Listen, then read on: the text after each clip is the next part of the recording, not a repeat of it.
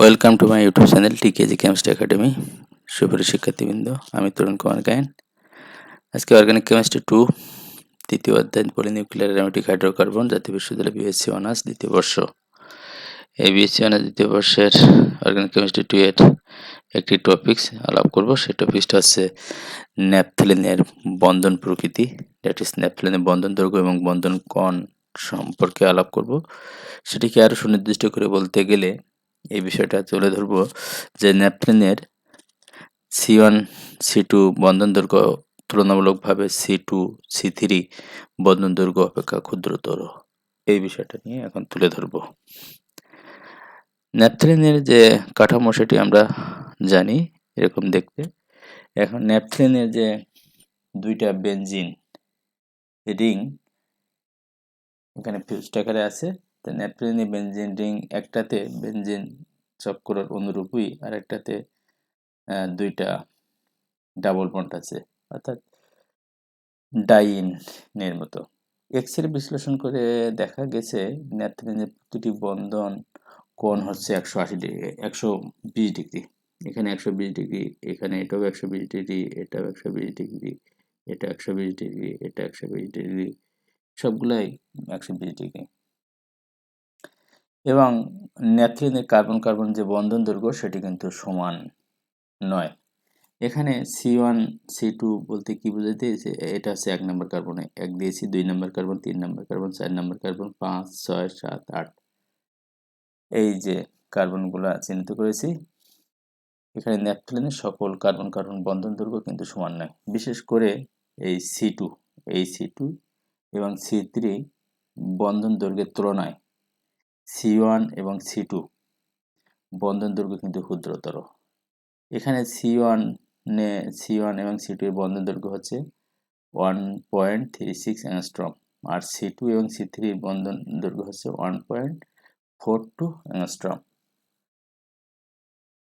বেনজিনে যেমন সুষমভাবে ইলেকট্রন সঞ্চরণশীল ছিল সুষম কাঠামোতে, সেখানে কিন্তু বন্ধন দৈর্ঘ্য সুষম ছিল, একই রকম ছিল, একই রকম। কিন্তু এখানে কিন্তু বন্ধন দৈর্ঘ্যের একটু ভিন্নতা দেখছি, সেটাই এখন আলাপ করব, সেটি এখন তুলে ধরব।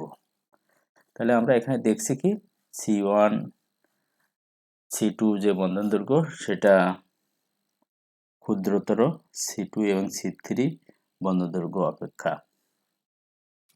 এখন একটা আমরা প্রথমে রেজোন্যান্সের যে ধারণা, ন্যাপথ্যালিন কি রেজোন্যান্সিং যে কাঠামো সেইটা দিয়ে আমরা প্রকাশ করে সেটি ব্যাখ্যা করব।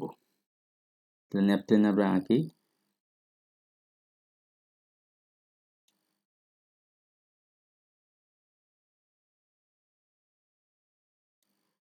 এটা রেজোন্যান্স কাঠামো দিয়ে যদি আঁকি, এখানে একটা ডাবল বন্ড দিলাম, এখানে একটা ডাবল বন্ড, তারপরে এখানে ডাবল বন্ড হবে, এখানে ডাবল বন্ড হবে, আর এখানে ডাবল বন্ড হবে। এটা হচ্ছে 1 নম্বর কার্বন, 2 নম্বর কার্বন, 3 নম্বর কার্বন, 4 নম্বর, 5 নম্বর, 6 নম্বর, 7 8। রেজোন্যান্স কাঠামোর যে সঞ্চরণশীল ইলেকট্রন আছে সেটিকে যদি আমি সঞ্চরণশীলতাটাকে দেখাই তাহলে কেমন হয় সেটি। এখানে যেটি আছে সেই এই যে এখানে যে ইলেকট্রনগুলো সঞ্চরণশীল আছে সেটা যদি এইভাবে আমি ঘোরায় নিয়ে আসি, তাহলে এই যে ডাবল বন্ডটা এখানে চলে আসবে, তাহলে এখানে আসলো, আর এখানে ডাবল বন্ডটা এখানে আসলো, আর এখানে ডাবল বন্ডটা এখানে গেল, সেটিকে আমি দেখে দিলাম এখানে।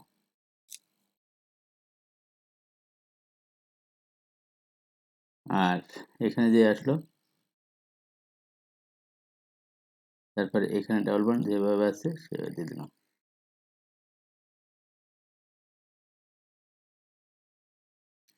এরপরে একইভাবে এই ইলেকট্রন সঞ্চরণশীলতাকে আরো একটু দেখাই।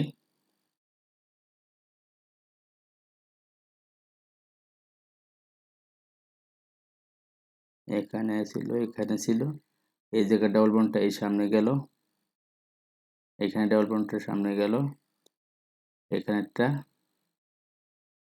এখানে গেল। এভাবে দেখানো যায়। তাহলে এগুলোকে আমি নাম্বারিং করে আবার দেখাই 1 2 3 4 5 6 7 8 1 2 3 4 5 6 7 8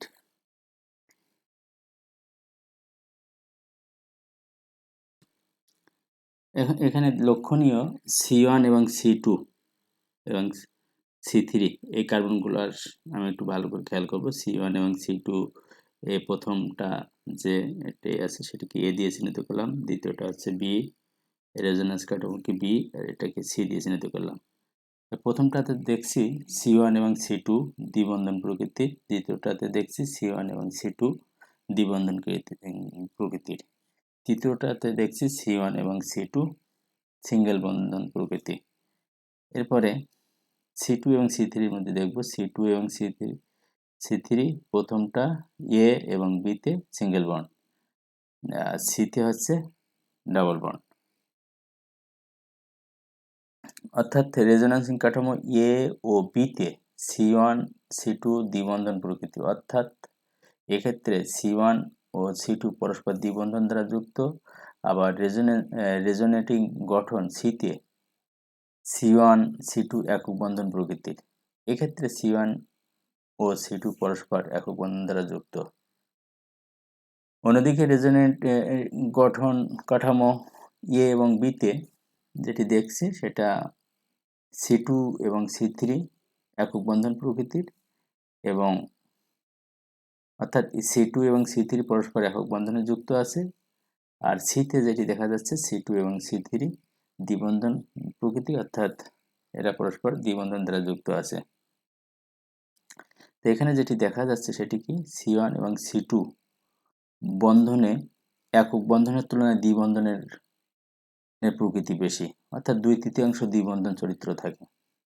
আবার C2 এবং C3 বন্ধনে দ্বিবন্ধনের তুলনায় একক বন্ধন বেশি, 1/3 দ্বিবন্ধন চরিত্র। অর্থাৎ তিনটা যে রেজোন্যান্সিং কাঠামো তার ভিতরে C2 এবং C3 যেটি একটিতে আছে কিন্তু দ্বিবন্ধন, আর দুইটাতে আছে একক বন্ধন। সুতরাং কি বলা যায়, দ্বিবন্ধন প্রকৃতি বেশি হওয়াতে, দ্বিবন্ধন প্রকৃতি কোনটাতে বেশি, C1 এবং C2, A এবং B তে C1 এবং C2 বেশি। দ্বিবন্ধন প্রকৃতি বেশি হওয়াতে এটা তুলনামূলক ক্ষুদ্র হবে, আর একক বন্ধন প্রকৃতি বেশি হওয়াতে C2 এবং C3 যে বন্ধন দৈর্ঘ্য সেটি তুলনামূলক বেশি হবে। তো এই রেজোন্যান্সিং কাঠামো কিন্তু একসঙ্গে আমরা কিভাবে দেখাই, এভাবে সঞ্চরণশীল ইলেকট্রন যেটা মাঝে বৃত্ত দিয়ে আমরা চিহ্নিত করে দেখাই, C1 C2 C3 C4 C5 C6 7 8।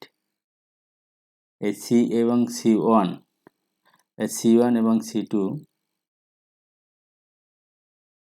এবং C2 এর মধ্যে দ্বিবন্ধন, C1 এবং C2 এর মধ্যে দ্বিবন্ধন চরিত্র বেশি। এখানে দ্বিবন্ধন চরিত্র দেখছি কোনটা, এক এতে আছে দ্বিবন্ধন, বি কাঠামোতে দ্বিবন্ধন আছে, অর্থাৎ দ্বিবন্ধন চরিত্র বেশি। আর এখানে কিন্তু সিঙ্গেল বন্ধন আছে, দ্বিবন্ধন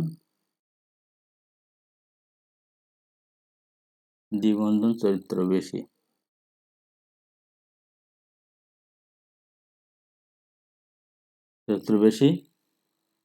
এবং কার্বন কার্বন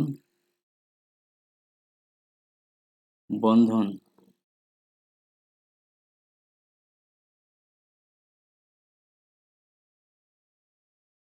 দৈর্ঘ্য,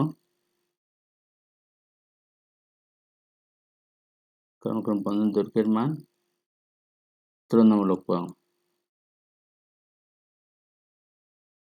তুলনামূলকভাবে কম। এটা কত, 1.36 অ্যাংস্ট্রম।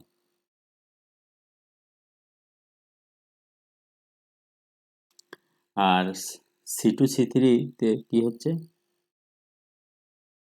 একক বন্ধন চরিত্র বেশি।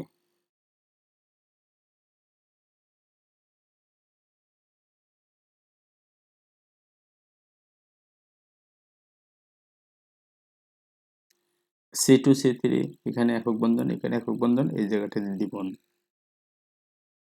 একক বন্ধন চরিত্র বেশি এবং কার্বন কার্বন বন্ধন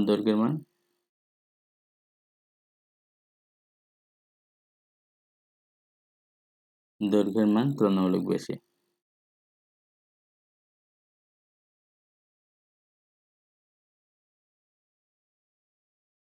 ভাবে বেশি। এখানে আছে 1.42 অ্যাংস্ট্রম। কারণ একক বন্ধনের কিন্তু একক বন্ধন যে কার্বন কার্বন যে বন্ধন দৈর্ঘ্য সেটি কিন্তু স্বাভাবিকভাবে বেশি থাকে। আমরা যেমনভাবে অ্যালকেনের ক্ষেত্রে দেখেছি, যেগুলো একক বন্ধন অ্যালকেনে আছে সেই একক বন্ধন থাকাতে সেটা কিন্তু 1.54 অ্যাংস্ট্রম। আবার একইভাবে যে সময় ডাবল বন্ড বা ট্রিপল বন্ড হবে অ্যালকিন বা অ্যালকাইন, সেখানে কিন্তু বন্ধন দৈর্ঘ্যটা কিন্তু ডাবল বন্ড বা ট্রিপল বন্ড হওয়াতে দৈর্ঘ্যটা কমে গেছে। এখানে একইভাবে আমরা দেখছি তিনটা যে রেজোন্যান্সিং যে কাঠামো সেখানে একক বন্ধন দেখছি একটাতে C1 এবং C2-তে, C1 এবং C2 যেগুলা তিনটা কাঠামো আছে তার ভিতরে একটাতে আছে একক বন্ধন, অর্থাৎ দ্বিবন্ধনের চরিত্র C1 এবং C2 এর মধ্যে বেশি। দ্বিবন্ধনের চরিত্র বেশি হওয়াতে সেটি কিন্তু বন্ধন দৈর্ঘ্য যেটি তুলনামূলক কম হবে। কারণ C2 এবং C3 এর মধ্যে যে বন্ধন দৈর্ঘ্য বেশি হবে কারণ হচ্ছে এখানে কিন্তু ডাবল বন্ড একটাতে আছে, সিতে আছে, সি কাঠামোতে আছে, এখানে শুধু ডাবল বন্ড আছে। অর্থাৎ এই জায়গাটাতে একক বন্ধন চরিত্র বেশি, কার্বন কার্বন বন্ধন দৈর্ঘ্যের মান তুলনামূলকভাবে বেশি হবে, অর্থাৎ 1.42 অ্যাংস্ট্রম। এই মোটামুটি ন্যাপথলিনের বন্ধন দৈর্ঘ্য এবং বন্ধন কোণ সম্পর্কে আলোচনা। আশা করি তোমরা বুঝতে পেরেছো। সবাইকে ধন্যবাদ।